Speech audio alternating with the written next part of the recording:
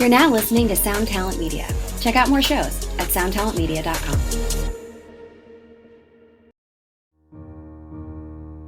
Inspired by the life of the savvy and ambitious Colombian businesswoman Griselda Blanco comes a new Netflix original limited series. Griselda tells the story of a devoted mother who, with her lethal blend of charm and relentless savagery, creates one of the most powerful cartels in history. Witness Sofia Vergara's captivating transformation into the godmother of the underworld. Griselda, streaming January 25th, only on Netflix. Flex your business with an American Express Business Gold Card. You'll earn 4 times membership rewards points on your top 2 eligible spending categories, like transit and electronics, each month, on up to $150K in combined purchases per year.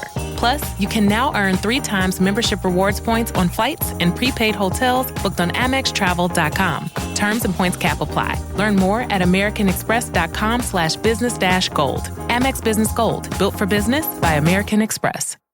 Needless to say, you don't play favorites, but every family has a natural unspoken hierarchy. Longest legs up front, shortest kid in the way back. And the one with the best attitude, right smack dab in the middle. Sorry, buddy.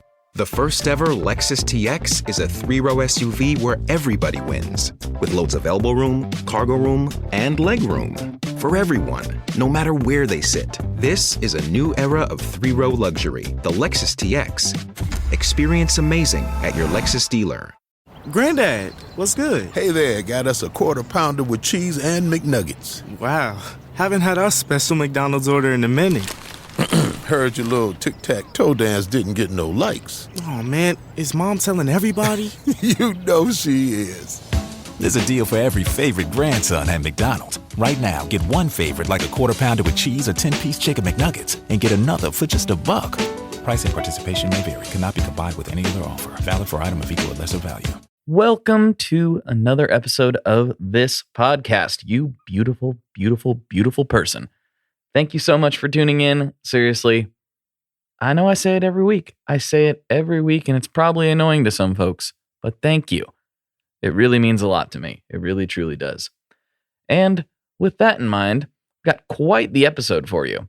This was a long conversation I had with my new buddy, Kevin Dye from Gates, which a huge shout out to Rocky from Mercy Union for hooking us up. We had a great conversation, and I really, really enjoyed the chat. So I want you to hear it as soon as possible. So let me just get a couple things out of the way, and then we'll dive right into the episode. So firstly, I have new music for you, but it's not really music. It's kind of music, but it's more like an audio experience. See, it's designed to replicate being in a creepy place, a haunted house, or something where, you're wanting to get spooky. Basically, I made a track. It's called Halloween. It's the new American Cyclops song. It's a single. It's definitely a single. But basically, the idea is you go into a room by yourself with headphones on and turn the lights off and try not to get too freaked out. It's kind of a horror soundtrack with no movie. So you create the movie in your own mind. And it was a lot of fun to make. And I got it uploaded to the streaming platforms this weekend. Not all of them will have it yet, but I know that Spotify does. And let me check my email real quick. Yes, indeed. It is up on Apple Music as well. And it'll trickle out to the other services as they process it and get it done. But I knew that Spotify and Apple were really fast. So I wanted to get this out where most people listen to it before spooky season is over. And it is getting close. So just snuck in there. Anyway, if you like scary stuff or you know anybody that does, have them check it out and let me know what you think. Okay, that's probably a good enough plug. I got some other things to talk to you about, but they're not super, super crucial. So they can wait. And yeah, let's dive into this episode. Let's go.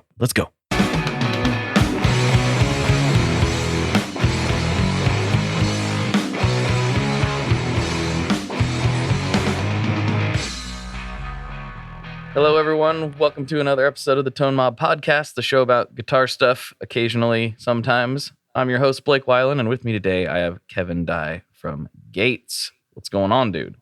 Not too much. Hanging out, ready to talk some gear and have some fun. Yeah. we might talk gear, or we might talk property values like we've been doing for the last 15 minutes. I guess that could, I mean, does a house qualify as gear? I have said multiple times that my very favorite piece of gear that I own is the shred shed itself. Like, it's the best. It's the best gear investment I ever made. It's amazing. There you go. It's gear.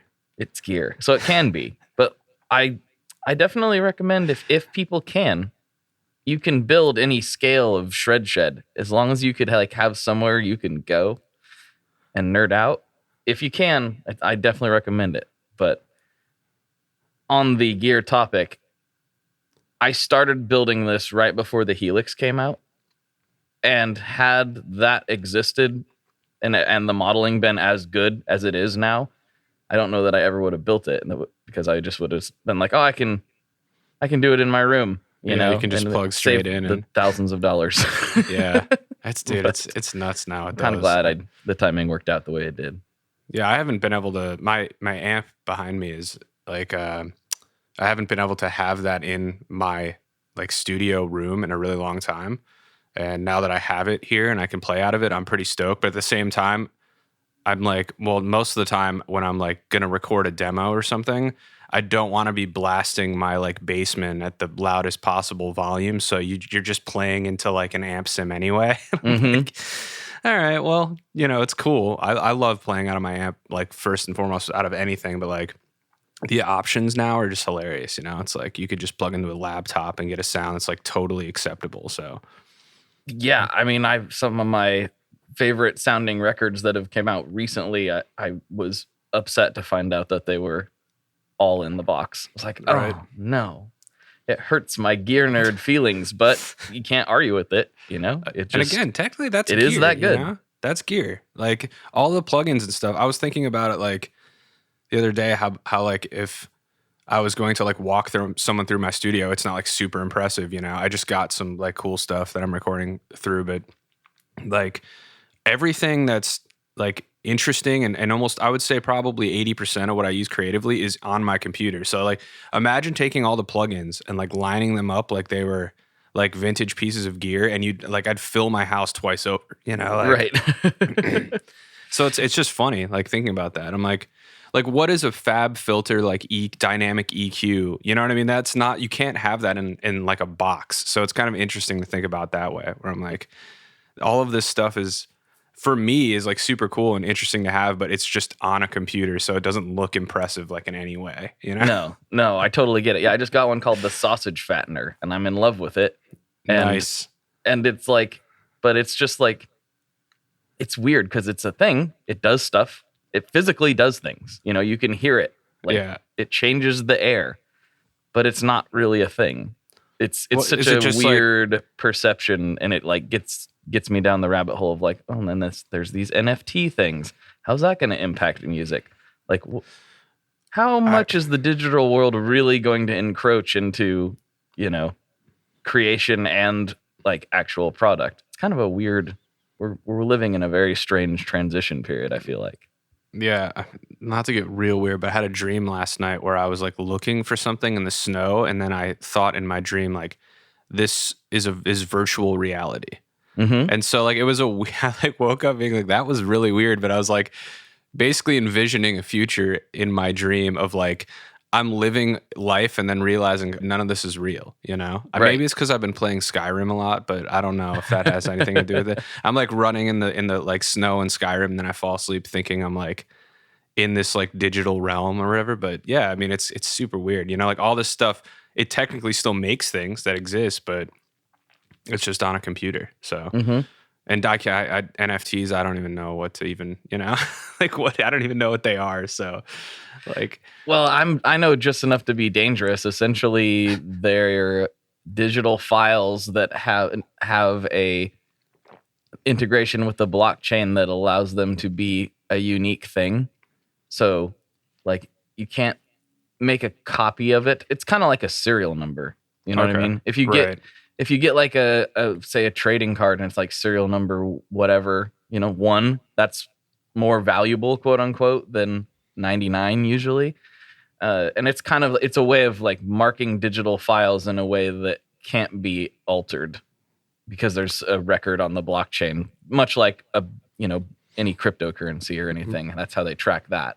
Right. So that was the moron's explanation of how that works, because I'm not very well versed in it myself. I know just a little bit. So yeah, I got the gist of it as like collectible, like digital collectibles, basically. But it's still an interesting. I guess it's just fascinating to me what people like find to be valuable. Totally. But yeah, I don't know. I'm just like, I don't think I'd ever spend that much. But like, I was fine with having like Star Wars cards or Pokemon cards or whatever, but I didn't care to have like the super rare ones, I just wanted to play the game. So like, I feel like I've always been like that. So even with like guitars and gear and stuff, it's like, if it does the job, I'm cool with it. I don't have a $5,000 guitar. First of all, I can't afford one, but even if I could, I think I'd probably get 5 $1,000 guitars or like 10 $500 guitars because I'd rather have different tools to do different things, and I feel like the quality difference at that point is like, so it's like hard to discern for me. And also I feel like whenever you get something like that, you have it for like 2 weeks and then it like falls over and gets dinged, and then you're like bummed for life, so I just tend to like gravitate towards stuff that is a little more like do what I can with it, So I think in that sense, like collectibles and things like that, I find to be very interesting. I guess I totally understand it, but I don't think it's something that I would ever like invest in. But it will be interesting to see if that's like, it's kind of a little bit of a branch off of the like Kickstarter idea where like you were pre-funding a record to get something that was like above and beyond just the record. Like I know like people used to give away like signed stuff or handwritten lyrics, or it's kind of similar to that, only it's just something on the computer that doesn't really exist in real life, which is really interesting. So yeah, it is. In regards to guitars and investments and collectability, some people that I know, in fact, I've been talking to Brian and Richard on the other podcast I do, the Chasing Tone podcast, about like guitars as investments. It's kind of a weird concept, but we have enough history with it at this point that I feel like you can reasonably point to certain guitars and know that that's probably going to go up in value, especially with the surge in new players that we saw last year. I've said this multiple times on the show, but I know Fender has publicly stated that they sold more guitars in 2020 than they ever have in any year as a company. And you have to imagine a lot of that's going to new players, because for sure. It's just like, it's impossible that there weren't a bunch of people that tried it for the first time last year. So that's going to, inject some longevity into the market in general. So when these people start getting to the level that you and I are at, where we're like, what diodes are in the thing? But by that point, certain guitars are just going to be valuable. One of my friends got the Japanese George Harrison Telly, so the all rosewood one. Yeah. With the theory being like, I can't afford the original version because it's like $20,000. This one's like, I think it was like 2.5 or something. But it's literally illegal to make that guitar anymore. They're not going to make any more of those all rosewood Telecasters. So, and George Harrison, he's a Beatle. Like, it's kind of like a thing. He's like, I've always wanted one of these. They're probably going to be 10 times more in 10 years. So let's just get one now, and I can enjoy this quote unquote investment. I can enjoy playing it, and I can enjoy looking at it, enjoy owning it, but know that I'm not losing my money on it. For sure. Which I definitely agree with. But the problem that I have with viewing guitars as investments is I'm never going to most likely realize those investments. So I'll have to view it as things for the family, because I don't sell stuff.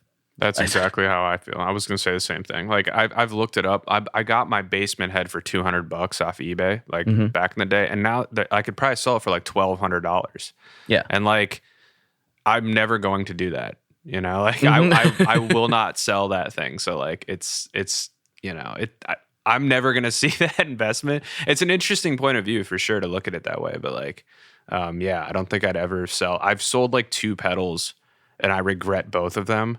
So I pretty much keep everything I have. I have like some of the crappiest pedals that I probably will never use again, but I'm just like, I can't get rid of this because I'm going to make $30 off of it. And what if one day, you know, we're messing around and I plug this thing in and this like envelope filter that like my friend left at my house just like makes the coolest sound, you know, like, Or the sound you need.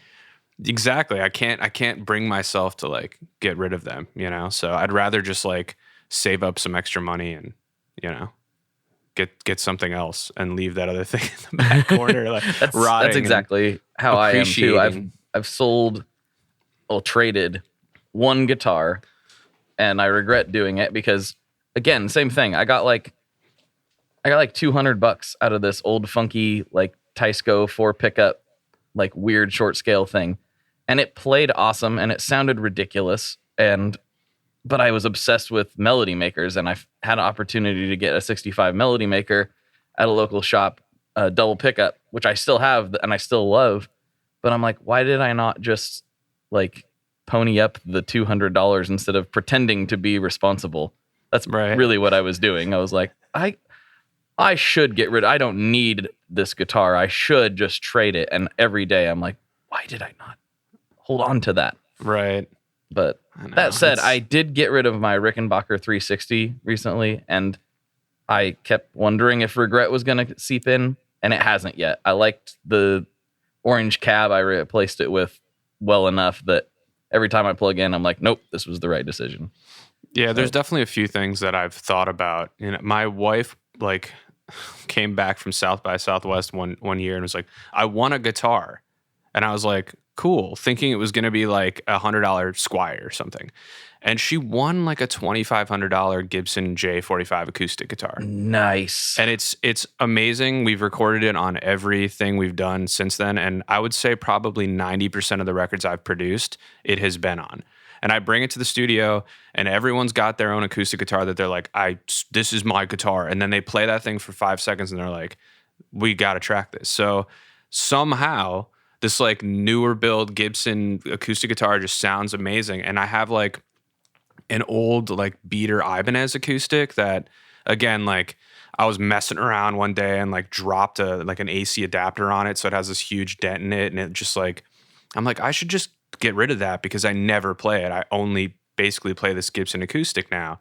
But, you know, I think there's a certain amount of time you'll just wait and eventually I'll be like, all right, I haven't played this in like 5 years. I can probably get rid of it, you know?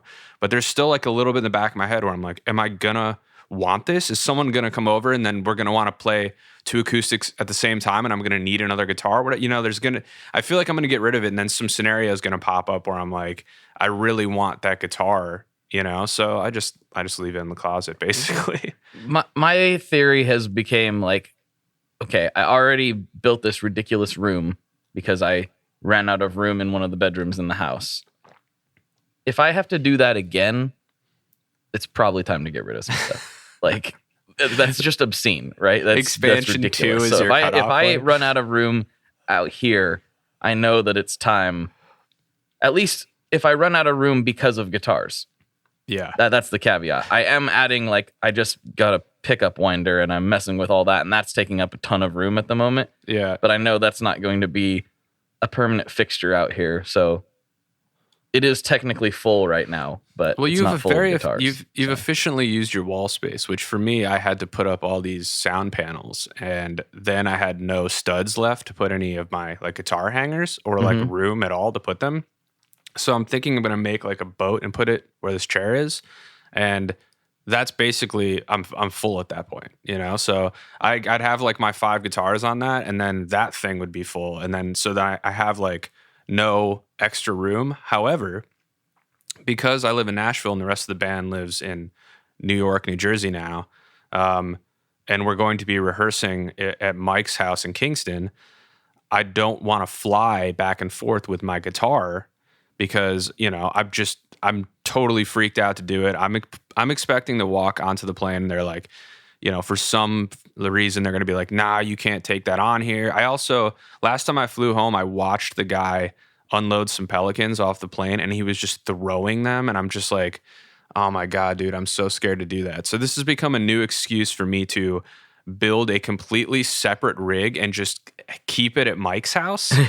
So I'm like, oh, I'm just going to get a new guitar, a new amp, like just completely build a new like thing. And then that'll be like my touring rig because, you know, then I told myself the excuse of like, well, then I'm not taking my like prize guitar on tour all the time. I can just take something else out that I don't feel so attached to. And then if something happens to it, I don't feel so bad. And, you know, the Fender amp is from 65. So it's like, it's a Bassman. The circuit's real simple. So I don't have a lot of problems with it on tour. But like, you know, on the off chance that this like old amp just craps out on me on tour, I'd rather just take something kind of newer and easier to deal with. So that's just my new excuse for like, okay, I might have run out of room here, but like I got all this room over there and I have a reason that I need this stuff. So that's my next. And I haven't bought a guitar since like 2012, I don't think. Wow. You know, so yeah, the acoustic I guess doesn't count because it's not technically mine. Sarah, my wife, lets me know that. And you won it. What are you doing with my guitar? but she won it, so you still technically haven't bought one. Right? So yeah, I think the last thing I bought was a Mexican Stratocaster off of Craigslist, and the guy showed up to my Brooklyn apartment just like holding it by the neck and gave it to me, and I think it was like $300. We came back from a tour in the UK, and everyone there was playing Strats because they're like kind of a cheaper guitar, and they're like easier to get over there, I guess. Like everyone had one, so after that tour, I was like, that's cool. I want one. So then I just immediately bought the cheapest one I could find off Craigslist. And I think that was the last guitar I bought. So, wow. Yeah. Yeah. I don't remember what the last one I bought. Well, I guess I technically put a deposit down on a BA Ferguson. So that's technically the last one I bought, but I don't have it yet. So that's purchased. I'm thinking about getting a Mustang bass. Yeah. Mostly because I was borrowing a bass in Brooklyn again, and then I moved, and I don't have a bass here, and I produce a lot of records, so it'd be nice to have a bass guitar here, you know, just for doing other people's records mostly, or doing demos or something like that. Right now, I do like synth bass stuff, or if I'm demoing something out, I'll just use the PS5 and just octave down on a guitar and just fake a bass sound. You know, like Mike's gonna, especially for Gates stuff, he's gonna do like just take whatever basic crap I come up with and do his own thing anyway, so I don't really worry too much about it. But yeah, I think that might be, unless I use the excuse to buy another guitar, I think that'll probably be my next guitar. But the reason I was reminded of that is because I keep wanting to buy this like particular, it's the Mustang bass with the jazz and the P bass pickups in it.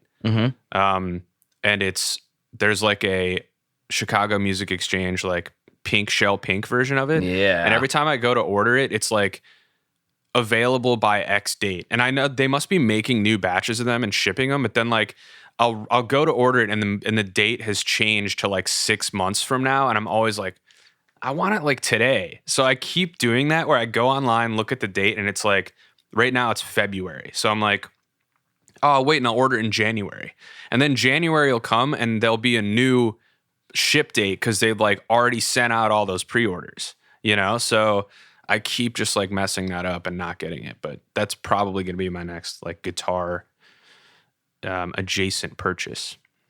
I know your pain because I ordered the Emily Wolf Sheraton, and I don't know when I'm going to get it. Basically, it's been ordered, and it's just a supply chain craziness right now. Right. Nobody can keep up. It's nuts. I know from our end, like we're just barely keeping up, and it's not easy. It's fighting tooth and nail to try to just have wire inventory and everything else. So it's been really, really wild, but getting through it, you know? For sure. When'd you order that guitar? Oh, geez. Probably like 3 or 4 months ago. Okay. Yeah. It's not as bad as I thought. I was kind of expecting. Well, I don't have it yet. It still keeps moving. So yeah. I mean, dude, it is crazy. Like, and I'm like completely unrelated to that, like vinyl, you know, like Dude, I got the test press for our new record maybe 3 weeks ago, and we ordered it in May. Like they were like, well, yeah, we'll send it in May, and they sent it to me like beginning of September, and it was completely like, it was so crackly and just awfully done. I was like, dude, this is horrible. Like before you even heard any of the music, there's like these pops just shooting off on like every single one. That happened at the exact same time. So I'm like, you got to redo this. And now I'm waiting for the second one, and it's like, it's crazy, man. I know everyone is just waiting on records that they put in for like a year ago, like the plants are so backed up, and they're like going to run out of raw materials to like make these records, and Dude, I mean, you are speaking to, I'm going through the exact same thing right now. I still haven't got my test pressing back. I put out my record last year, this last year. I don't even know what year it is. Early this year, and then did a vinyl pre-order that a lot of people got in on. And I, was talking to some friends who have done this before. I've never done this before. It was brand new territory. And they walked me through, and I was like, okay, this shouldn't be too bad. And yeah, bad timing to try to do this. Every time I hit them up, I'm like, hey, where's my test press? They're like, we'll get to it. I'm like, okay, all right. I guess this is where we're sitting with this. And I don't really even blame them. I know they're working as hard as they can. For sure. I mean, think about how many orders they've gotten at this point. And like we got, lucky dealing with Wax Bodega, and the label themselves had, connections there, and they put aside a time frame for us to press the record. And even before we signed the deal, while we were still like negotiating stuff, they had that set aside because they were like, all right, this is probably going to work out. So like, we're just going to have that time slotted out to like press this record and get it by October 29th or whatever, right before the tour we're going on. And that is only available really if you have that relationship, like the labels go to the plant and they get so many different records pressed a year that they start to like slot them out. So if you're an independent artist, like again, I understand why it's like that, but you're going to have a much harder time getting your stuff pressed because you're just getting pushed back as those labels come in, and every like our label's not a major label. This is an independent label. So then like Atlantic comes in with like, we got Kanye's new record. We want to press like 10,000 of these. Then like all your stuff gets pushed back, like, and a lot of majors are doing like these surprise releases now instead of like these like super long year-long rollouts. So like those artists are just like they just get slotted in before you, and then next thing you know, your test press never comes. So that's unfortunately what you're suffering through. But it's a bummer, man. It's on the flip side, it's cool. It's so many records are getting made, and like so many people are buying guitars, and like you said, that's a really cool like statistic for me to hear that they sold more guitars than ever before last year, because that means so many people are picking up the guitar and learning how to play the guitar, which is something that has brought me endless joy in life. So I can only like, hope that happens for all these other people, and hope they've continued to have enough time to invest in learning the instrument and stuff. Cause it's such a cool thing that I obviously love doing. And it's always really cool when other people get involved in it. And I feel like guitar has kind of taken a back seat in recent days in popular music and things like that. So it's kind of cool to feel like that might be flipped on its head, It's a really interesting time period that we've gone through, especially since I got into this. So, in 2015-ish, the argument could have been made that guitar was starting to become slightly irrelevant as far as popular music goes. But then we've seen a really weird thing happen in the last 5 years. Some of these rappers were coming from rock backgrounds, and like a lot of them were into emo and screamo and heavier bands, but they started making like this really dark hip hop, and that took off like Lil Peep. I interviewed Nedarb, who is his producer and also a member of a screamo band, If I Die First. And just hearing his tale, and how that worked out for him. Basically, he was a fan of all these bands. And if you look at him, he looks like a rocker, and they're making hip hop or a form of hip hop. But if you really listen to it, it's structurally really similar to some of the emo bands. And then I just dropped one with a guy named Michael. He goes by Morgoth Beats, but he plays in a death metal band, Winds of Plague. But he's mostly known for making and producing for different hip hop artists like Juice WRLD and some of these other things. But he looks like a metal dude because he is. Right. And he was talking about when he's writing a breakdown for his metal band, it's really just like a different drum sound. He's putting guitars on everything. And he is personally seeing more and more guitar being requested by hip hop and more mainstream artists like now than ever.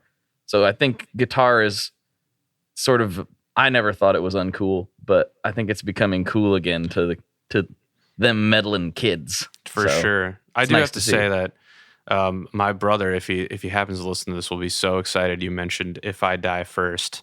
Because he sent me this band the other day and he was describing it like, imagine somebody gave you like a CDR on your way out of the Under Oath show in 2003 and you expect it to suck. And then you put it in the car and you're like, wow, this is a banger. And then you go online to try to find the band and they don't exist because it's going to come out in the future. Yeah. Right. And then I listened to it. It was like, that is the exact, that was the perfect description of this stuff. And then he tossed in at the end. He's like, well, these guys are also like hip hop producers and like SoundCloud rappers. So it's like this crazy thing where you're like, you don't expect them to be making this kind of music. And I think honestly, a lot of producers and stuff, they do come from that background, So, and then what happens when you're a hip hop artist and you want to do something unique or cool? Like I always try to work in genres that I've never worked in before or push myself in a different direction. I feel like when you're looking for collaborators, you want some sort of point of view that you wouldn't do. I feel like I try to collaborate with people that maybe see things like a different way than me. And honestly, most of the records I've done that are like, there's a lot of arguing and there's like a lot of like hesitation or you're going back and forth on stuff. Those end up being really, really great because we're just taking different people's perspectives and mashing them together. And you get something that ends up being maybe 20% of what you expected, but it's 20% the other person and 20% the other person, That's how we always look to Gates even. So I think it's cool that like these producers maybe come from different backgrounds, get to play in different bands that sound that way, and then also work with different artists, work with hip hop artists, work with pop artists, or it's become a lot more acceptable to not be so niche now and be a lot more open to different things. Like, it's fine that I love some pop music and I love some hip hop music and I listen to a ton of different. Back when I was growing up, you're punk. You only listen to punk, And if you listen to something else, everyone made fun of you. It's like I can't like Korn anymore because I like Blink-182 or whatever. So I think seeing that kind of melt away is really cool. And then you end up with really interesting new music that sounds nothing like you've ever heard, which is always what I'm looking for. Like the things that make me feel the best when I listen to them are stuff where I'm like, wow, I would have never thought to do that. I'm always looking for artists like that and they're hard to find, but when you find them, it's like, it's a really good feeling. Dude, I totally relate. I remember even being that kid being like, no, we're in this scene. This is what we do. What are you doing listening to XYZ? And I think back to it, I'm like, that's just the dumbest thing. Why would anybody ever want to not be exposed to other cool stuff? Right. Why would you want to cut yourself off from something you could potentially love? Yeah, you may not like it. That's fine. But it's not going to hurt you to find out if you like it or not. And I don't know. I'm so happy that that's pretty much gone. I hope it's gone. I don't think that exists really in the same way that it did in the early 2000s and prior to that. I don't think so. I don't think so either. I mean, I think young people do definitely approach things differently from a lot of different perspectives, but I don't I don't really detect that in, people who are younger than me at this point. I don't feel like I want to pretend that we did that because we were younger, we were like trying to be cool, or I don't really know why, but like I don't see that really happening that much anymore. I think because of the access of so much different music. I mean, I could say, this or that about streaming services, but like the fact that you have everything at your fingertips, whereas back in the day I had to spend the $10 that I had on a CD. So like if I bought Weezer's Blue Album, I was going to love Weezer's Blue Album because I bought that with my own hard-earned money and I listened to it a million times. And then the few kids I hung out with that liked that record, we all got together and talked about how much we liked that record. Because like I didn't own a hip hop record, or I didn't own like a pop record, like I did buy like, I think, or like my parents got it for me for my birthday or something, like an NSYNC record and like a couple like pop bands and stuff. But like, you still had to kind of play it off like it was a joke or something, it was like, oh no, I'm just listening to that because like it's funny, and like, yeah, Bye Bye Bye is cool because like Further Seems Forever covered it or whatever, you know what I mean? But like, I think that is definitely because now you just click on stuff and listen to it. You're just more likely to just be open to everything and find different things you like. And it's going to be a lot quicker process of finding something that's more unique and interesting if you're open to every genre, because if I'm looking like strictly in rock, for instance, like it'll be harder for me to be like, all right, where's the next new like crazy rock band? I just found this one, whereas I can just jump over to hip hop and be like, wow, I've never heard that before, so I think that's how most musicians coming up see it now, which is really cool. I think there's just so many different ways to like psychoanalyze why that is, but I do think like the access and the technology have a lot to do with just like, their lack of caring about that. And, it kind of goes hand in hand with the lack of caring about stuff that we probably, put a little too much investment in, like gear, where like, if Phineas can open up his laptop and get a Grammy, like then does the gear really matter? Probably not, So you can have an attachment to it, and if it helps you as a creative tool,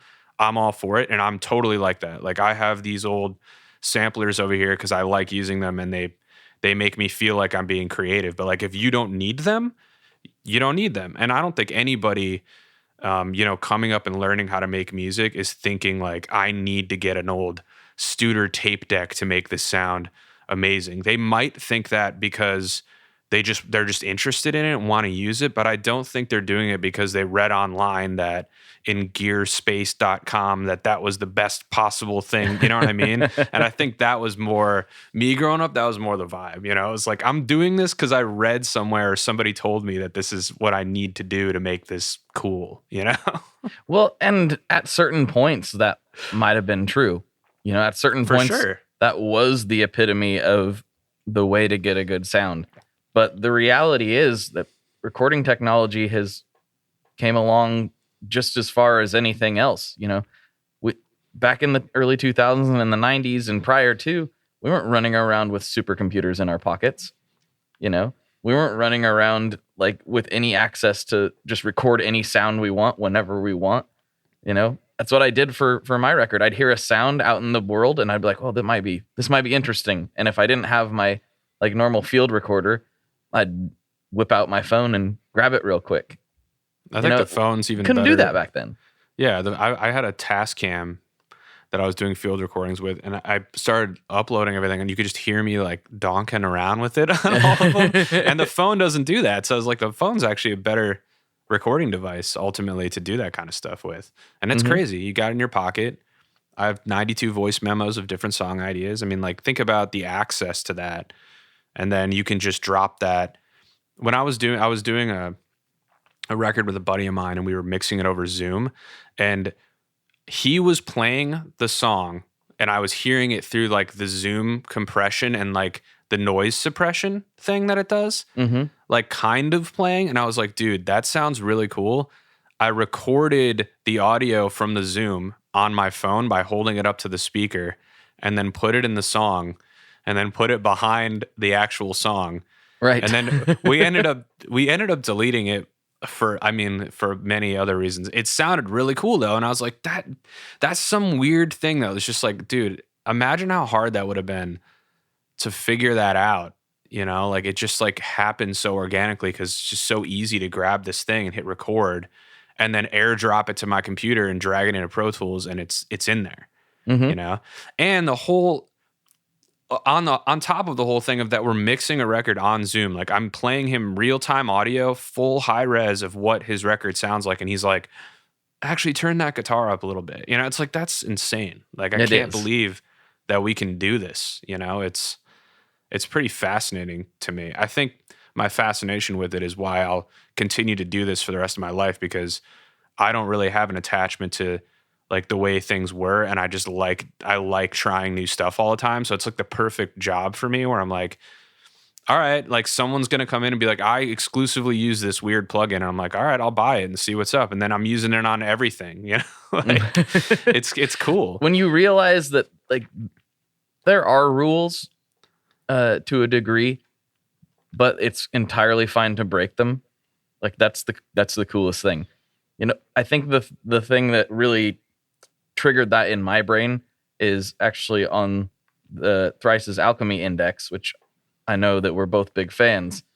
When they were burying the microphone, they were literally standing outside in their backyard with a microphone in a box, and they were throwing dirt on it in a hole to recreate that sound. And guess what? That's exactly what it sounds like.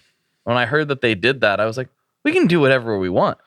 Yeah, as long as it sounds good. If it sounds good, it is good. And that's all there is to it. And if it sounds good to you, it doesn't have to sound good to everybody. You know? For sure. I love the idea of them like laughing a little. I feel like they would just be like, what if we buried the microphone, you know? Right. And then they go outside, they're like, this is gonna suck. And they're just doing it. And then they go like load the audio up and they're like, that sounds awesome. Like that's just how I envisioned it happening, because that's exactly how like Gates would have done it if we decided to do something like that. It would have been just like most of the things we do are like it's almost starts off as a joke where you're like, what if we did this, you know? And then you do it and everyone's like, oh my God, it sounds so cool. Like, yeah. So man, I mean, that stuff's just that definitely, that hearing that for sure on that recording was like a huge thing where I'm like, and also they did that themselves, you know, like that's such a cool, like thought where they were like, not only are we going to make this record ourselves, but we're going to try really weird, interesting stuff. Not just like,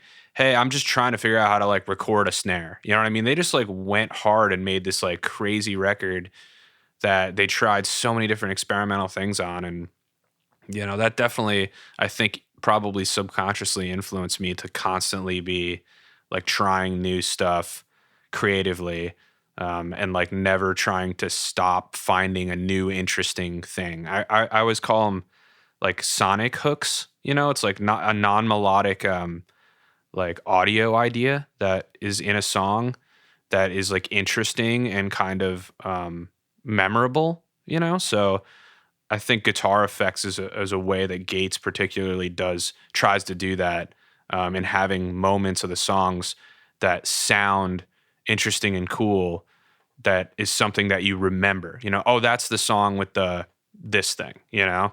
Mm-hmm. And so I'm always trying to do that when I'm producing too, like, you know, like what can we do to this song that makes it sound different than all the rest of the tracks on your record? What weird thing can we put in here? And that's again, a very prevalent idea in like modern music because of the ability of technology and sampling. And, you know, there's all these like, how did they make it sound like that? It's like you put 12 plugins on something and it just mangles it. And all of a sudden it just sounds like nothing you've ever heard, you know? And I'm just always trying to do stuff like that. Sorry, I keep looking away. A massive spider just like crawled out of one of the boards on the wall. I'm like, that's a big boy. I hope it doesn't. Is it like is it like a wolf spider? What kind? What's the look? It looks like one you don't want to get bit by. It's a thick boy. It's like a brown recluse or something. We have those. I don't know that that's what that is because I don't know exactly what they look like, but. You know, you see a spider and you're like, oh, that's a big spider, but it's like a daddy long leg with the long spindly legs or something. And it's like, that's not a big, I'm not really worried about that. This one's like smaller in diameter, but it's, it looks not like one you want to mess with. So. For sure. Yeah, I saw one of those in this room the other, like behind my amp the other day, and I was like moving something. It came running out from under it, and I like jumped out of my skin. I was like, "Holy!" And I know the brown recluse and like black widows are here, which is something I'm not used to. But also like, you know, those are obviously deadly. But like, there's nothing worse than like getting like a giant like cockroach, like New York City cockroach, like that big crawling across your floor. So because those are no longer, I'm like, fine, whatever. Like spider, you're cool. Like I don't want those gross. Just if Talking you need to stop segue, though, I was like, what's that? Oh, okay. if you need to stop and take this care is of the something I have to spider. keep an eye on for the remainder of this recording. Exactly. Don't take your eye off. You're gonna like look away and then it's gonna be gone. You're gonna be like, uh-oh. Well, that's like, what, where I think is it? Like I'm debating, like, oh, geez, that thing is. Oh, whoa! It's gonna go ahead and do that. Okay. What's it? Oh man, It's trying to go back into the wall. I feel like I need to deal with this. Yeah, I need to deal with this, dude. Do not let that thing. I'm gonna pause this for a second. Sorry, listeners. Don't let that thing get away, man. You're gonna regret it. You know. You're gonna be like, where is it after that? Okay, I think I got him, but, well, let me explain this because nobody can see what's going on. So the wood in the shred shed, as people have seen, is like glued and like stapled to the drywall. So it's obviously not just like made of wood. It's just a facade. But because they're all old fence boards and stuff, some of them are like a little warped, which gives it its vibe, right?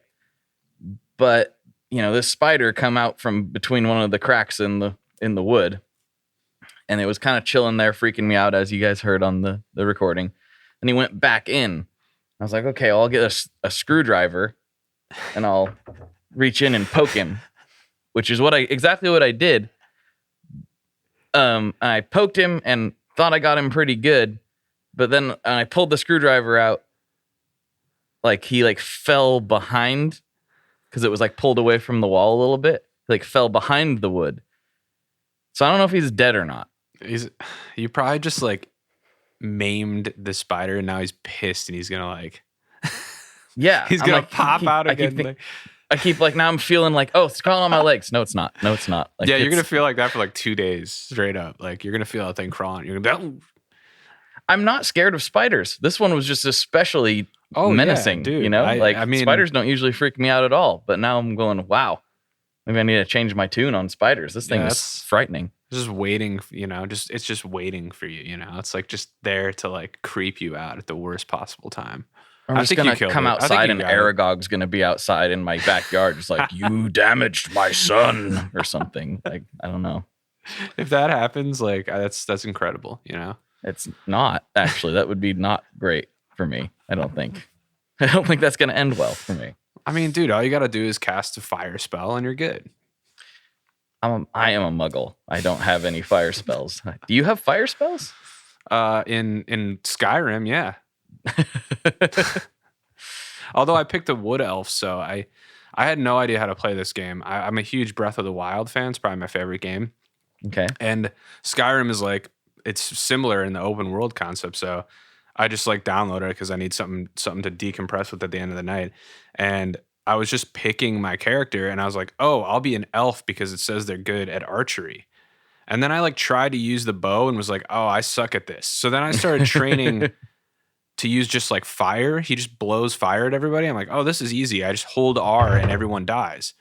But then the character started leveling up past me or something, and I just was dying at like, I would run into a wolf and just be dead. So I was like, all right, this sucks. So then I went back to learning how to use the bow because then I looked up and read, oh, if you pick this character, you're gonna like want to train in the bow because that's what they're good at. So it's like, should I start over? You know, I don't know. I already did a bunch. And then so I finally just learned how to train myself in the bow. And now I'm kicking ass. But I do still know the fire spells. They're just not that powerful, you know? Okay. I went to mage school and everything, but it really wasn't working out. I'm telling you, that spider's getting me. It's coming, dude. It's coming. And there are giant spiders in that game too. So, you know, I haven't played a game like that in forever. Honestly, like the last time I played something like that was like Diablo 2. Like, Oh, that so was a long ago. classic. I had that on my 1995 Acer Aspire computer. Mm-hmm. Yeah, I had that game for sure. I don't think I played it that much though. But yeah. No, I'm usually not into games like this, but then I got really into Breath of the Wild and it was just like, okay, cool. I like playing video games to like decompress and just not be thinking about, work. And like, as much as I love my job, I'm like, right now, I think I'm working on 5 records at the same time. So like when you're not mixing the one song you're doing today, you're thinking about the 4 other tracks that you're doing, and like the artists like wanting their tracks right away. And then you're like trying to schedule it out. And then you're wondering, oh man, I wonder if I should have, like done this on that thing. And I just need something to just not be thinking about that stuff and like switch gears. So it's like an easy way for me to just be like, okay, now I'm learning spells or whatever, the case may be. So. Yeah. I just talked about this with Wampler, and he was talking about how he loves to decompress with games the exact same way. And for me, I think I don't know. I don't not like video games, but when I want to decompress, I really want to decompress. Like, I don't want to do anything. I want to just watch a good show, watch a good movie. I love movies. I'm a big movie guy. Read a comic book, something where I don't really have to engage with it beyond just absorb, For sure. Even reading a book, I feel like, is more passive than playing a video game in some ways, depending on the book, of course. Yeah, But definitely. I feel that. I think it is. It still like feels like I'm doing something. Mhm. There are definitely times where I'm like, okay, I just want to watch, 4 seasons of The Office or whatever the case may be for the 900th time. But like, I in the game, I feel like I'm like doing something. So it's a little. If I'm watching TV, I'm still thinking about the stuff that I mentioned. You know what I mean? Like it's not absorbing me enough to be like, okay, I'm no longer thinking about work. I'm still like, the wheels are still turning in the back of my head. I like to put on shows like that when I need to be thinking about something, but I need something else to do. My old roommate taught me that. He was a comic book writer, and he would be playing this game that looked like Asteroids basically on PlayStation all day long. And I was like, dude, do you ever work? Like, what are you doing? You're just playing this game like all day long. He's like, oh, I'm thinking about the story. And then he would go into our office and write for like 3 hours and write the whole thing. And I was like, oh, so the whole time he's playing this game, he's actually thinking about like writing. And so I started doing that too, where I'm like, this is enough of a thing. Like, I'm sitting here watching TV or whatever, and it's like simple, and I'm just thinking about lyrics, or maybe that part will go with there. And then it's like I'm doing something, I'm in this space, and I'm not like distracted by a bunch of other stuff, and I'm actually like working on creating stuff, and that in that way it kind of like helped me focus up on that stuff in a weird sense. But yeah, like the game is a perfect way for me to just like completely not. I'm required to be thinking about the game, therefore I'm no longer thinking about music, writing, producing, why my snare doesn't sound good enough yet, Right. The struggle. Yeah. I mean, that's always been what lifting has been for me.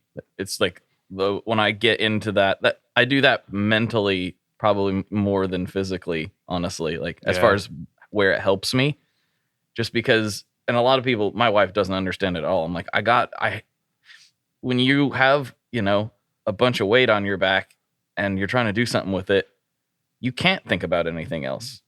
You can't. It almost like forces you into a mini version of fight or flight. And I've come to really enjoy that aspect of it, where it's like, I've got a hardcore band blaring in my headphones.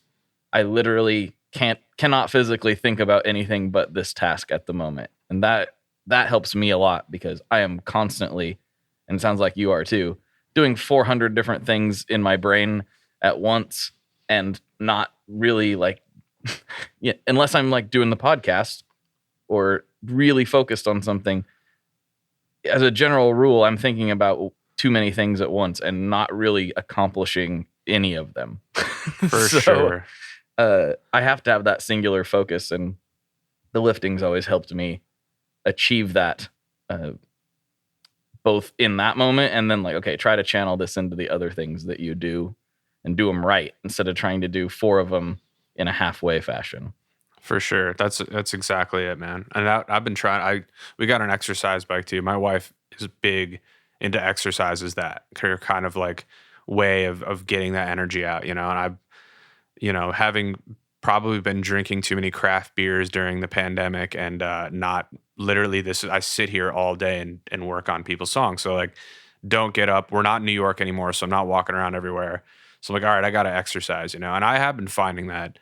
I got like, the Peloton app and was doing some classes and stuff, but like my favorite moments was like, I put on like a record that's like 30 minutes and I just like pedal as fast as I can to that and like play air drums and stuff and just sweat it out. And it's like, it's just a good release and like a way to, again, just like focus up on something else. And I can totally see that, being like, it's got like, I got to imagine like lifting is like it's almost like a mini meditation the way you described it. Like you're just kind of like, you have to just focus on that thing or else it's not going to happen, Like, I don't know, it's something about that, just like complete inner focus. And then you can take that and try to apply it in other places where like, as well as I do, the distraction level these days is like insane. It's like you're doing something and then next thing you know, you're just like looking at emails or whatever. You're just off in a different planet, and it's so hard to just be like laser focus onto this thing, So I feel like that maybe I should get into that and help me focus up, It's really good, especially when you start setting goals. It's like, I want to hit this much for this many reps or whatever on this particular exercise. Once you start setting those goals for yourself and they mean something to you, that's when it changes for me. If I'm just kind of lifting just to lift, it doesn't really do it for me the same way. It's like, okay, I want to hit this much weight for this many reps by this time if possible, and then whether I make it or not, it's like, okay, let's look at the system. Why didn't we make it? Like, why didn't this happen? It's kind of just it's another thing. I have to have goals in that way in order to inspire me to work out, because otherwise I'm not really going to do it. For sure. I should take that to heart, because I feel like I do that too, where I'm like, all right, I really have no reason to do this except for like, I need to exercise. Like, I feel like if I set it to like, all right, I got to increase my time by 5 minutes every 3 runs or something like that, I'd be more likely to do it like more often, for sure. It is, because then once you hit there, the thing is, once you hit those, like if you hit something that you've never been able to do before, it feels amazing. Yeah. Like mentally, you're like, I made myself do this. Like through sheer will and determination, I forced myself to be able to do this. And it feels absolutely ridiculous. It's kind of like you feel like a little bit like Superman. Like, I can do anything, and then that bleeds into other areas.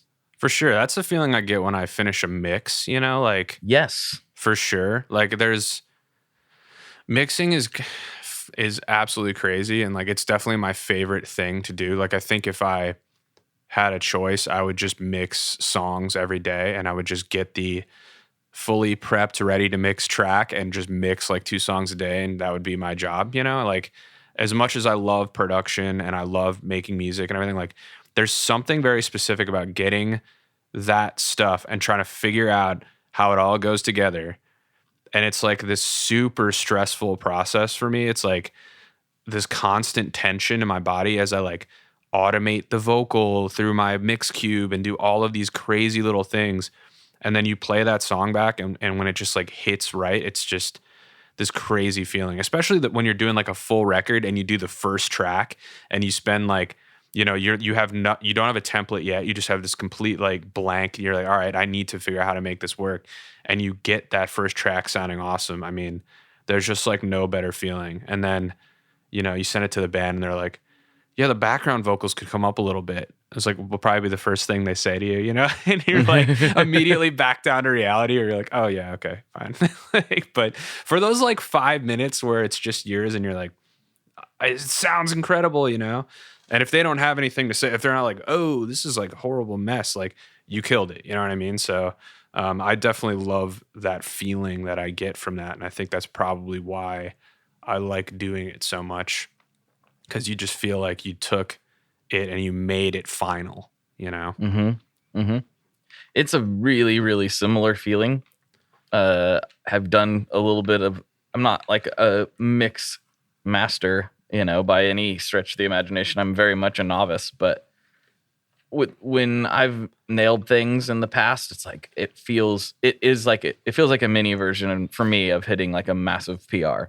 It's like the first time I was able to lift 400 pounds, I was like on cloud 9 for like a week, you know? For sure. And it's probably, that's a physical aspect to that too.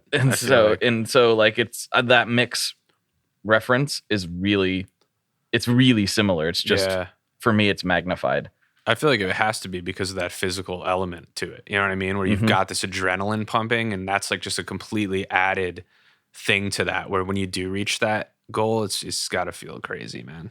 But it does, you do get the same like reality check though. Cause I remember I was so stoked. I came home and told my wife, and she's like, cool, good job. Yeah, right. And I'm always running downstairs like, I've nailed this mix. And I mean, like, she also hears like the 9 times I came downstairs and was like, this is never going to sound good. I don't know what the hell's wrong with it.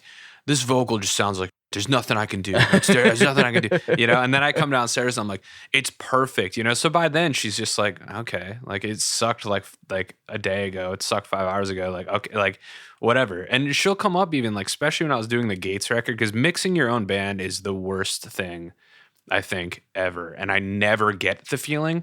I think that's why I've literally been part of the process from the first note being written to like it being sent to mastering. So because of that, you never, ever, ever get that feeling of like excitement, I think, at the end where you're like, it all came together. I'm always like, there's something about this, you know? And yeah, I mean, she would come up in here and be like, dude, this sounds exactly the same as it did yesterday. Like it sounds 100, you didn't do anything. And I'm like, and then I'll like go back and listen to an old bounce and be like, yeah, you're right. It's just I've just moved a bunch of stuff and it all ended up in the same place, you know? It's right. Like, it's pretty funny. Like you just get lost in it sometimes where you're like, and definitely doing your own stuff. I mean, I'm a huge, obviously for obvious reasons, because it's my job to do this. I'm a huge proponent of like having someone else work on your record. And then I'll go and do, you know, I did the new stuff all completely by myself. The only person involved in the recording was Rob Freeman, who owns Audio Pilot Studios that we recorded at. He did some vocals for me, and then Mike Kalajian mastered the record. So, and he's always my like check guy where I'm like, I will give it to him, and if something's messed up, he'll let me know.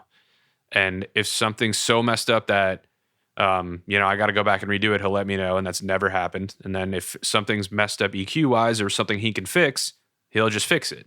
And he does it every time, sends it back to me. It's always exactly how I wanted it to sound. So I have like him to check me for sure, but I'm always just like, yo, someone else should be involved in the process, because you get so in your own head about it, you're going to get lost. And then, you know, like it's nice to have someone with fresh ears come in and be like, oh, it's just this. And change it and just do it so much quicker and probably better than you were going to do just spinning your wheels and getting frustrated. So especially when you're that close to it, you know, when you have been involved every step of the way you are, it's like you almost, I don't want to say it's impossible, but it's almost impossible to be purely objective, you know? Definitely. Because you want to be like, but I added that part for this very specific reason and I understand why I did it. And somebody else might be like, that's great that you love that part, but it sucks. Yep. So like, I do, and I definitely fear, like with the Gates stuff too, that if I gave it to another mixing engineer, that would have been like, you can mute 80% of this, you know, like it's so dense. And we have 3 guitar players, so it's, you know, and we've taken up different instruments, and now like, you know, like Dan will he plays Rhodes piano in one of the new songs, and I play piano in a new song, and I play synth in another song, and like, so we've definitely swapped out some guitars because, you know, at a certain point it's just so like insanely dense in that frequency range that like once you start thinking about it from an engineering perspective, you're like, okay, this is good on record. This is going to sound, unless you intentionally want it to sound like that, it's going to sound like really weird and cluttered. So we've started kind of doing things that way, I guess. But like, it's always still going to be like, I've taken a take. It's like I'm playing an A minor, you know, I'm playing an F, and it's just I'm playing chords in a rhythm, and it's like real simple because 3 guys playing leads, and then there's a vocal melody, and then there's like ambient background noise, and then it's like it gets so incredibly dense really quick. And I think that's part of our sound and what we love to do. But at the same time, I could just foresee myself giving that to like someone to mix, and then being like, why is all of this here? Like, and then me like defending with my life, you know, no, that weird loop in the background has to be there. It's creating this like atmosphere when it kind of muted it and like no one would have noticed, you know? So I definitely feel that definitely hard to look at it from an outside perspective for sure. Yeah. The 3 guitarist thing is interesting. The way we tried to get around that with the Anchor Ashore record we did years ago was we actually brought basically everything we owned to the studio at the time because it was in town and we could. We couldn't do that now, or I couldn't do that now. It would be obscene. But we had a lot of different things we could play, and we actually went in and we would pick each other's gear to try to get some of that more objective tonality, you know. So like, oh, you're playing an SG on this. Okay, I'm going to play a Tele, and you're going to play, what are you going to play? You're going to play an ES? Okay. Like, we have some different sonic ground covered there. And then we would literally pick each other's pedal chains. Like, okay, what part are you playing on this? I'm playing this part. I'm like, okay, you should use this, this, and this. We didn't like pick the pedals specifically. We picked each other's pedal chains. And I thought that was really, really helpful in achieving some of that separation because we were super intentional about it, and it made it more. And we all also play very different pieces, and so that separation was a lot easier. Whereas if we were all just, which we did this a few times intentionally, just playing big muffs, different varieties of big muffs, and strumming chords, it gets pretty cluttered. Right. You were basically too. You were acting as the role of producer for each other. You know, you were like, hey, I'm gonna pick this stuff out, and in that way you were checking each other's, you know, like setup basically. You know, you were like producing your own stuff as each other, which is basically what Gates has become now. You know, it's like I'm definitely everyone has, you know, in the past it would be like I would be very headstrong that I knew what I was talking about but probably didn't, and then everyone would be like they wouldn't listen to me at all, and we would just do whatever the hell we wanted. And then we worked with Mike Watts for a couple records, and you know, he taught us a lot, and especially a lot about being a united front, you know. So I think now the band kind of, when we get into the studio, they trust me in that role to be like, okay, I'm gonna make it sound good, so like whatever we should do for that is great. That being said, we've fine-tuned the way that our stuff comes together. I mean, like, it's very well thought out. Like, and we kind of got lucky early on. It was like the amps and guitars we were using, they just seemed to work well together. You know, I play a Gibson with P90s out of my Fender Bassman. It's like a darker tone, a little more chunky. So it just kind of sits underneath the like Telecaster lead tones, you know? And we've kind of used that to our advantage a little bit and just kind of bounced off that. And so now even when we're writing and stuff, I'm thinking in my head, like, all right, I know this is going to fit sonically in with this instrument or this part, or you should play, you know, we're kind of just producing it as we write. I can't really turn off that thing in my head where I'm like, okay, we're probably going to be recording it through this setup, or like, how is this going to sound? Not only just like, is that part cool, but like, is it sonically going to fit in with what's going on? You know, is that note going to work? You know, in the frequency spectrum, much less like does it clash with stuff? So it's like a lot.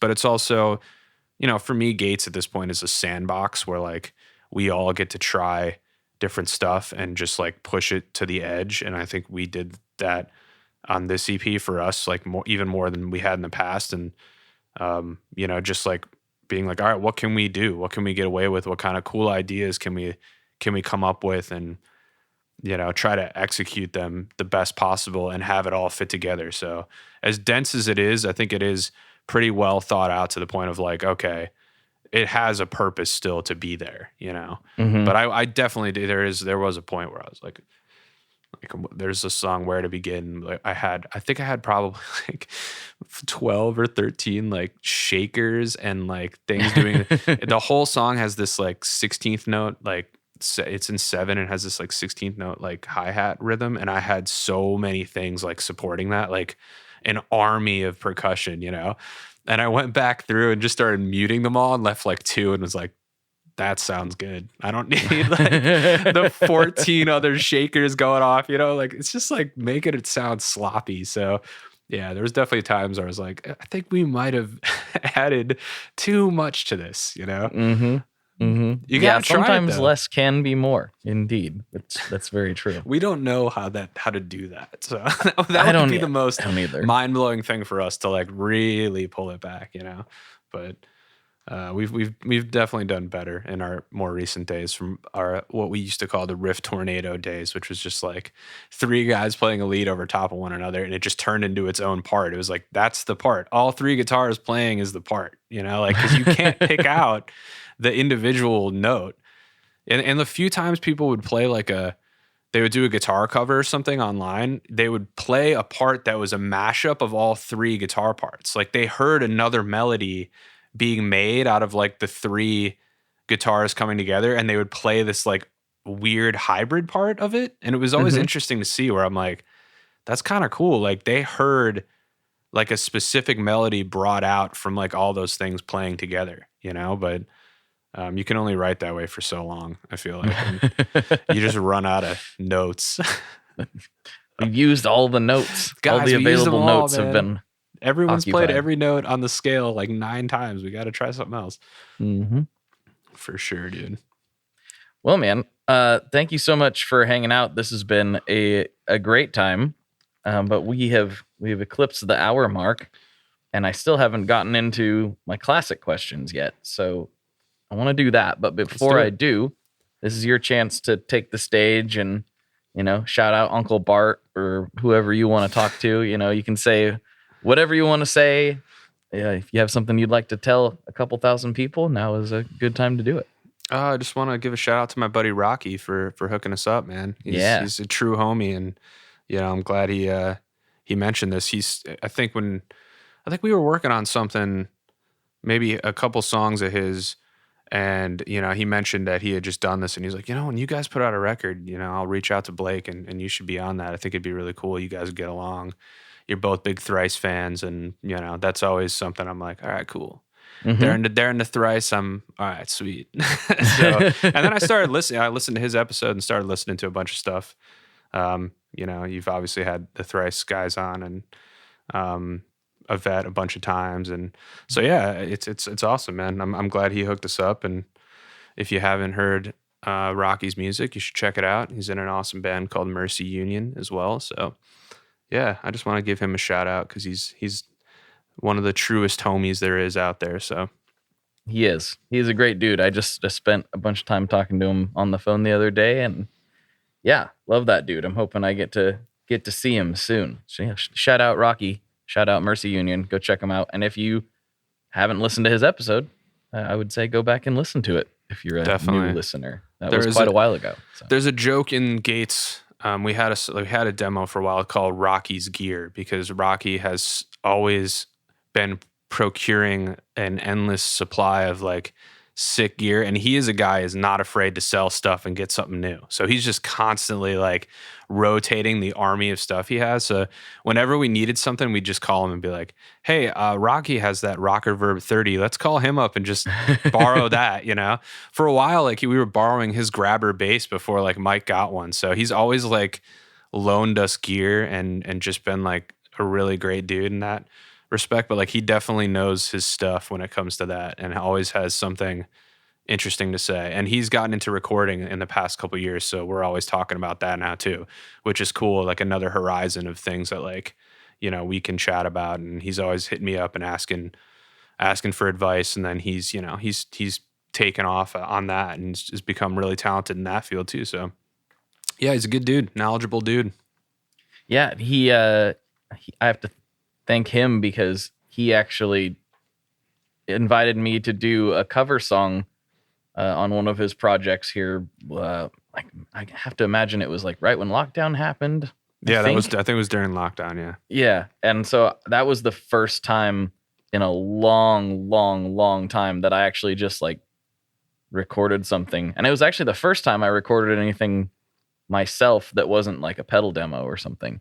It was the tipping point to like getting me to start creating again, was just playing those simple little power chord parts that he asked me to do. So yeah, big shout out to Rocky. Wonderful dude. And that was an awesome project too, which is, he wanted to learn more about recording. So he's like, oh, just record covers, and that's a really good place to start. Almost every really good producer that I listened to a podcast or read an interview on, they were like, oh, like I started off just like taking a song I really liked and just recreating it, and I think that was kind of the impetus of that idea of like, he's like, if I just record a bunch of covers, I don't have to worry about writing the song or whatever. I'm learning the parts. I'm figuring out how they go together. I'm figuring out how to get different sounds. And then he's working on recording stuff and mixing it and putting it together. And it was a really cool way for him to like kind of quickly get a boot camp in recording, So that was a really interesting and cool project. And then, he got to collaborate with people on it and stuff. It was pretty dope. That was a good thing, I think, to do during that time and just for him to like learn how to do that stuff. So, yep, he's definitely a smart, talented individual. I love the guy. I hope I get to see him soon too as well. It's been a minute, so. Right on, man. Okay, here we go. We're going to do the classic questions, and we'll slide over to the premium content Let's do it. section of the podcast. But first, what's your favorite Boss pedal? The DSD2. DSD2? Mm-hmm. What is that? I don't even know what that one is. It's a digital delay sampler / sampler. And it was like a Japan only pedal that was made in the 80s. And I got to shout out Nate from the band Gifts from Enola for telling me about it. I think he came to Brooklyn one day and I went out with him and his girlfriend, and she fell asleep at the bar because we were talking about pedals. And he was like, you got to get this thing. And then I was like walking home and I just went on Reverb and bought one. And it's really cool. Okay, I like it because it's got a really crisp digital delay sound. And it does have a little bit of kind of to me, I perceive it as a little bit of like a dirtier tone. It kind of has a little bit of just grit to it, but it's still very like clean and precise. And so I used it on like, we have a song called Shiver where I play another great Boss pedal, the PS5, on like a tremolo arm setting. And then that pedal is creating these like really like crisp, like digital sounding repeats. But the really cool function of it is it has a trigger in. So you can plug in, it's a regular 1/4-inch cable, and it'll receive a signal, and you can record a sample on it. And I believe the sample time is less than 1 second, but you can record a quick little sample, and then the trigger in will actually trigger the sample to play. So you can have, if you have a drum machine set up and you set it with an out and you plug it into the trigger into this pedal, and then you set a kick drum to play on a pattern, it'll play your guitar sample in that pattern. So, which is a really, it's something you could probably set up pretty easily with a bunch of other, but this pedal's from the 80s, so it's kind of it's a really weird idea that they would have in the 80s. And I feel like they probably came up with it because a lot of people were getting into like synthesizers and stuff back then. And that was probably the only way to really do something like that. But it is a really cool function. I've yet to, because the setup is so weird, I've yet to use it on anything in particular. I was jamming with my friend Ryan Vargas for a minute. He's the drummer of a band called Owl. And he brought over his SPD pad and he was hitting it and he was playing this trigger. And so he was sampling I was sampling little riffs and he was then playing them on a beat. drum. And we were doing it. And it was like, whoa, this is so cool. This is actually really cool. Then my neighbor or my landlord called and was like, you have to stop doing whatever you're doing. It's really loud and the neighbors are complaining. So we had to stop doing it. And I never tried it again. But like, it's a pretty sick like function, and it's just really weird. So I think I like it because it has that weird functionality, but also I like the way the delay sounds. And I think delay is probably my favorite kind of effect there is. So out of all of the sweet Boss pedals that I have, and I absolutely adore Boss, like for sure. I'm a huge fan of Boss pedals, but that one's probably the coolest one that I have for sure. I don't think that I've been waiting for it to happen, but I don't think anyone has talked to me about a Boss pedal on this segment yet that I'd never heard of before. This is the first time that has happened. So I love it. Yeah, I think if you look it up, I don't think they're that expensive, so you might want to pick one of these up because it's definitely an interesting, like that functionality is, and it's pretty weird. Like you have to, like if I'm using certain signals, I have to like actually get a clean boost in there to boost the signal going into the trigger in, even to get it to trigger. So it's definitely a little bit like archaic, but for a while I was like, I have some like synths and everything, and I was setting all of these up and they were all interconnected with like watt cables going all which direction. And then I would just basically create the song and then just press start on the drum machine and it would trigger all of my synths and everything to just play stuff. And so that was one of those pedals that interested me because of that. I was like, I can just hit start on this drum machine and it'll play my guitar for me, which is a total... that's a total, like my band, that was when Gates wasn't doing anything. It was like, I'm just sitting alone in my room, like trying to figure out how to make music that was as dense as like when 5 guys were playing together. So that was like how that came about. But it's definitely a fun, like little bedroom thing to mess around with that trigger in. So, but I'm proud that I knew a Boss pedal that you didn't know. That's crazy. Yeah. I'd never heard of that one before. Now I want one. Now it's all I'm going to be able to think about. Check it. Achieve the goal of having it. That sounds awesome. And it sounds exactly up my alley as well. So that's even better. That sounds like a lot of fun. All right. Final question. What is your favorite kind of pizza? All right. I'm going to give a shout out to Detroit style because I'm from the Detroit area. Mm-hmm. This is going to probably be sacrilege to people because I lived in New York for so long and like New York style pizzas. So revered across the country as being the best kind of pizza. But I love Jets Pizza from the New York area, and it's a chain. There's one down the street from me in Nashville. And it's like deep dish pizza. It's called Detroit style. It's kind of made like a comeback in the past couple of years. But I just like no shame love Jets. And they have like this text to order thing where like I'm just sitting on the couch, like blobbed out, like watching TV, and I just text what I want and it just shows up. It's like literally that's it. You're like, I want a pizza. And then like 30 minutes later, someone rings the doorbell and hands you this Jets pizza. And it's greasy. It's like, it's very thick, It's a square. It's made in a pan. So the cheese gets all crispy on the edge. Mm-hmm. And they also have like some of the best ranch I've ever tasted in my entire life. And they have bread that's just like cheese on bread and it's like breadsticks and it's just so good. I mean, like, I love it. I want to order it like every week. My wife is like, we can't keep ordering this, and there's a good place that does really good New York style pizza here too, which was kind of surprising to me, but we get that too. And it is fantastic. And I know it's better, but like, for some reason, like Jets, like the sloppy Jets, it's just like it hits different, So I gotta like uphold my true like fandom to Jets in this instance, I would say. Detroit style is something I wasn't really aware of until a few years ago, and we had a Detroit style chain open here called Ranch, and I was very anti even trying it because I'm anti-ranch in most forms. And I'm like, they're so into ranch that they're dedicating that they called their pizza chain Ranch. Like this can't possibly be good.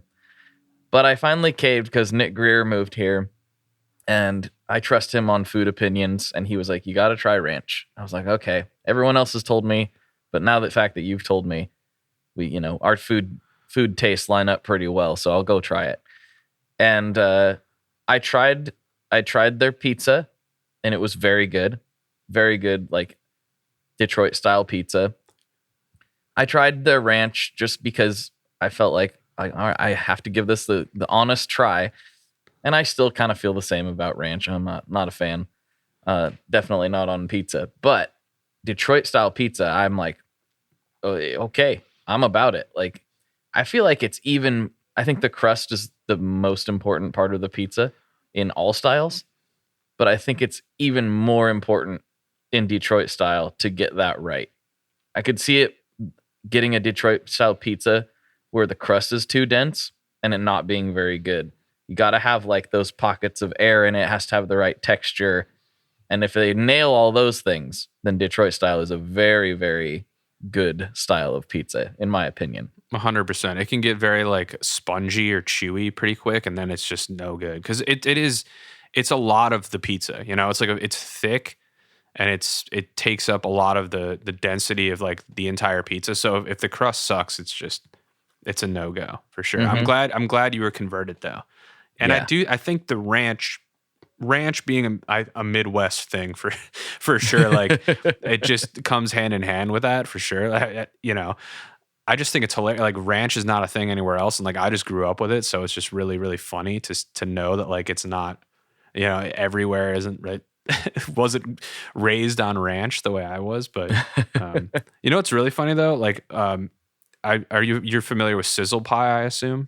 Oh, definitely. Yes. So sizzle pie is like New York style pizza that is in Portland, basically. Yeah. Mm-hmm. So there was a pizza place called Grandma Rose's that was a block away from where I used to live in New York. So we'd always walk there, and you could get a pizza for like, $20, get a huge pizza and take it home. And it closed down, and Sizzle Pie moved in there. Yes. And so they were opening up a location, and it was New York City style pizza from Portland in New York City. Mm-hmm. So it was basically like they took New York style pizza, went to Portland, made it, and then went back to New York and were selling it. So it was like, and it was good. I would go there for sure. It wasn't a bad place, but I thought that was so funny. And I remember the guy, I used to work at a bar, and the guys came in that were opening it, and they would keep coming to the bar at night after they were done like training the employees or whatever, and they were just describing to me, and I just thought it was so funny. I'm like, you basically took something, moved it all the way across the country, and then moved it all the way back. It's like a 2 steps removed kind of a thing, or like it'd be like starting a Detroit style pizza place in like Florida and then taking it to Detroit or whatever and trying to like sell it amongst things that were like created in Detroit. And people from New York are like, it lasted like 6 months, like, yeah. I don't know if there was always people in there. So I don't know if it was because of business or anything, or they just decided to like pull out because it was not, worth it or whatever. But it was pretty funny to see like, like this place just disappear, because it was like, I'm sure a bunch of people were like, this ain't New York style, Yeah. I mean, Sizzle Pie is, not my favorite pizza place in Portland, but it's very consistently like, I want a slice of New York style pizza, and it's going to be good. You know what I mean? It's always going to be solid. Like, I want a good cheese slice. I want a good pepperoni slice. They're going to be able to scratch that itch for you, and they have more locations than any of the other Portland places that do that style. So it's generally easy to get. And I feel like they I don't know, they've done a good job with it. That said, excuse me, I do think it might have been a bad move to try to do it in NYC. Right. That's kind of an interesting because, thought. Like, having been there and had that experience as well, I'm like, it's not that it's not good or not even better than some of the pies I've had in New York City. It's just kind of the principle of it. It's like, should probably just stay in Portland. Exactly. That's exactly how I felt. I was like, I'm eating it. It's good, but I feel like it's not going to succeed because like you're basically coming into New York with like a facsimile version of what everyone's making here. And like, it's New York City. Like people are going to get weird about it. Like I can't do this. And what is your favorite pizza place in Portland, if you don't mind me asking, because the next time I'm there, I gotta.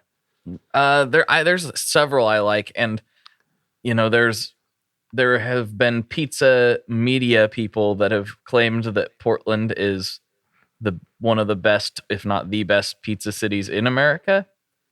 And I don't know that I can necessarily agree with that, but I can say it is a very good pizza city in America. We have a handful of really, really great spots. So we have Ranch, which is good Detroit.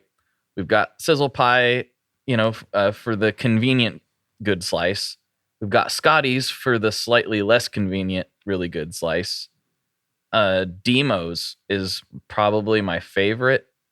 It's a New Haven style.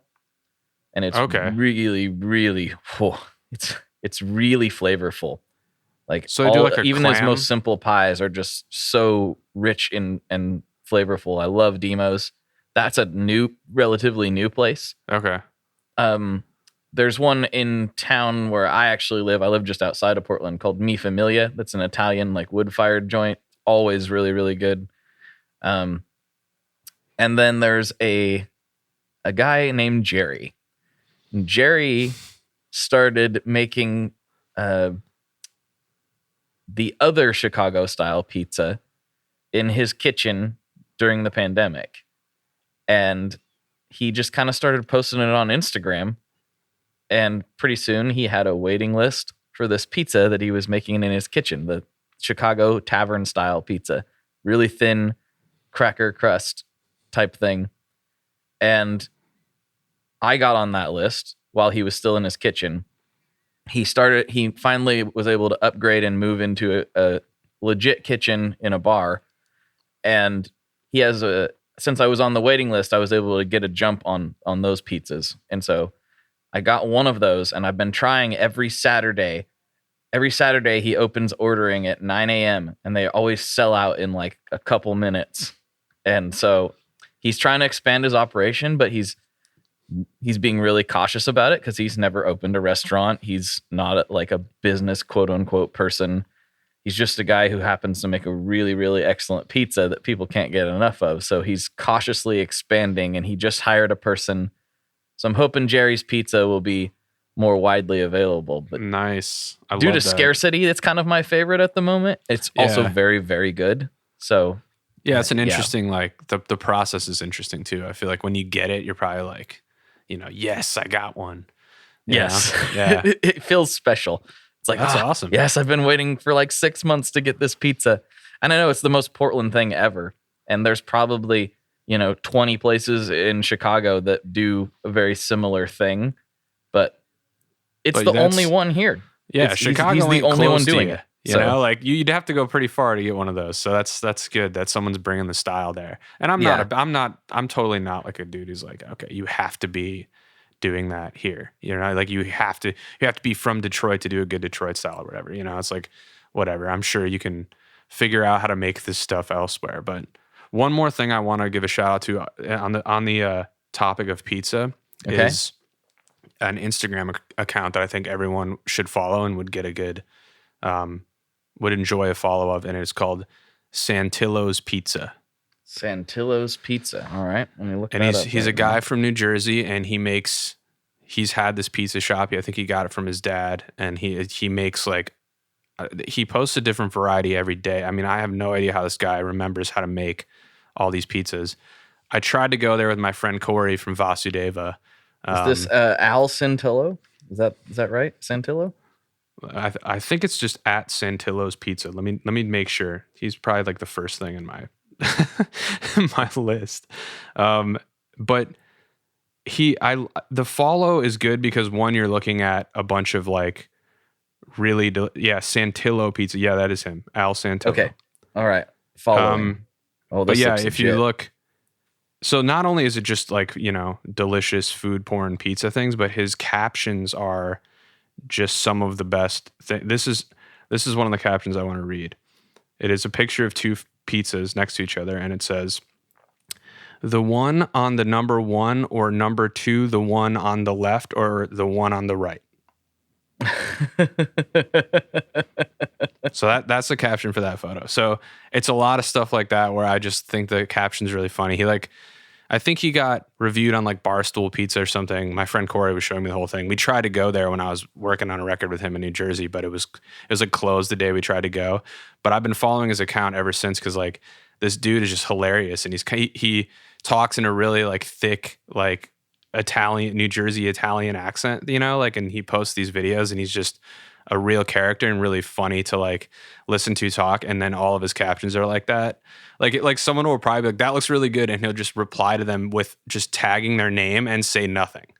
I'm like, is he just like trolling people? Like, it's so funny. So I would recommend him. It's, you know, he posts like 5 photos of pizza a day, and I've never once been like, I'm going to unfollow because you post too much, because they all look so good. You're like, I have no problem looking at this much pizza all day. And then his captions are just absolutely hilarious. So that's perfect. I have not had the pizza, but apparently it's some of the best in New Jersey, as well as him having an amazing social media account. So a true titan of industry, this guy. I love it. Santillo Pizza. Shout out Santillo Pizza, everybody. Check it out. out. Following it right now. I can't wait to dive into this content. This is going to be great. It's lovely. Well, dude, thank you so much for coming on. This was a blast. And yeah, we made a nice extra long episode. So hopefully you still got juice in you for the patrons. For sure. I love to ramble and rant. So sweet. Let's do the thing. Perfect. Yeah. Thanks for having me on, man. I appreciate it. Of course. All right. For Kevin, this is Blake. And as always, folks, good luck and good tones. Like, I'm the Yoda of the universe, man. Like, I know everything, guys. All right. There you have it. I hope you enjoyed this episode, folks. I super enjoyed talking with Kevin. I enjoyed talking with him so much that we spent another 2 hours talking for the bonus episode. So whether you are an Apple Premium subscriber or you are subscribed over on Patreon, those are both about the same price, and you can get those episodes delivered right to your ears every week. More jibber jabber with yours truly and whoever that week's guest is normally. So yeah, there's 2 more hours of conversation over there, and we dive pretty deep into some very personal stuff. And I think a lot of people will get a lot out of it, and I hope they enjoy it. And also, you help support the show, you help keep this thing going, and it honestly helps a tremendous amount. The other thing that helps is sharing this. Please, please, please share these things with your friends. Make them listen to it. It helps so much. I'm telling you, this is the only thing. We don't have the algorithms the way that YouTube does or Spotify does. Well, it's on Spotify, of course, but they don't seem to be shoving things around quite as much as I would hope. So the algorithm is you. Share this with your friends, family, coworkers, anybody you think might enjoy it, and that would mean the world to me. All right. Until, well, a little later this week, I'll leave you alone for now. Bye-bye. One last thing before we totally sign off here. I just want to remind you that if you do any shopping at Stringjoy, that's Stringjoy guitar strings made in Nashville, that will help me out as well. As I've said for years, I'm heavily involved in that company, and I really do think they're making the best products on the market. So if you would like to try custom strings, go to tonemob.com/stringjoy and check them out today. I seriously love what the team down there is doing. I help them out with all kinds of things, and by you supporting them, you are also supporting me as well. And hey, you need some strings, so why not get some custom strings just for your guitar and playing style? Again, the link for that is tonemob.com/stringjoy, and that will take you right to their website, and you can do all your shopping through there, and that will help everyone involved out. So thank you very much. Talk to you next time. We are brought to you by the wonderful folks at Gun Street Wiring Shop. Yes, Gun Street Wiring Shop. I've talked about them before. I used to say based out of Bend, Oregon, but guess what? Sean moved to my neck of the woods. Sean's in Portland. Sean is awesome and has helped me with a bunch of stuff lately. And if you have wiring needs for your guitar, he can help you too. If you want to get weird with it, he can get weird. If you just need to spruce things up a little bit, there's your guy.